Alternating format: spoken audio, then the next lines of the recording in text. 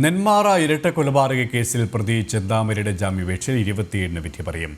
ജാമ്യാപേക്ഷയിൽ വാദം പൂർത്തിയായതിനെ തുടർന്നാണ് വിധി പറയാനായി മാറ്റിയത്. Alathur judicial first class magistrate കോടതിയാണ് ജാമ്യാപേക്ഷ പരിഗണിക്കുന്നത്. കഴിഞ്ഞ ദിവസമാണ് അഭിഭാഷകൻ ജേക്കബ് മാത്യു മുഖേന ചെന്താമര ജാമ്യാപേക്ഷ നൽകിയത്. വിശദാംശങ്ങളുമായി അരുൺ ആലത്തൂർ ചേരുകയാണ്. അരുൺ, ചെന്താമരയുടെ ജാമ്യാപേക്ഷയിൽ 27-നാണ് വിധി പറയുക. മറ്റു വിവരങ്ങളും.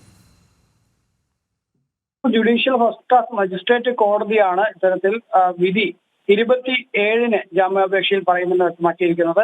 പാലക്കാട് നെന്മാറ ഇരട്ടക്കൊലപാതക കേസുമായിലെ പ്രതിയായ ചെന്താമര തനിക്ക് ജാമ്യം നൽകണമെന്ന് ആവശ്യപ്പെട്ടുകൊണ്ട് കോടതിയെ സമീപിക്കുകയായിരുന്നു. ഏതായാലും ജാമ്യാപേക്ഷയിൽ മേലുള്ള വാദം കഴിഞ്ഞു.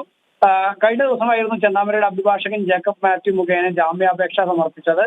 ഏതായാലും ഈ ചെന്താമരയുടെ റിമാൻഡ് കാലാവധി ഇന്ന് അവസാനിക്കാനിരിക്കുകയായിരുന്നു. ആ റിമാൻഡ് നീട്ടിയിട്ടുണ്ട്. അതേസമയം തന്നെ ഈ ജാമ്യാപേക്ഷയിൽ എന്താണ് കോടതിക്ക് പറയാനുള്ളതിന്റെ വിധി 27-ന് പറയുമെന്നുള്ളതാണ് വ്യക്തമാക്കിയിരിക്കുന്നത്.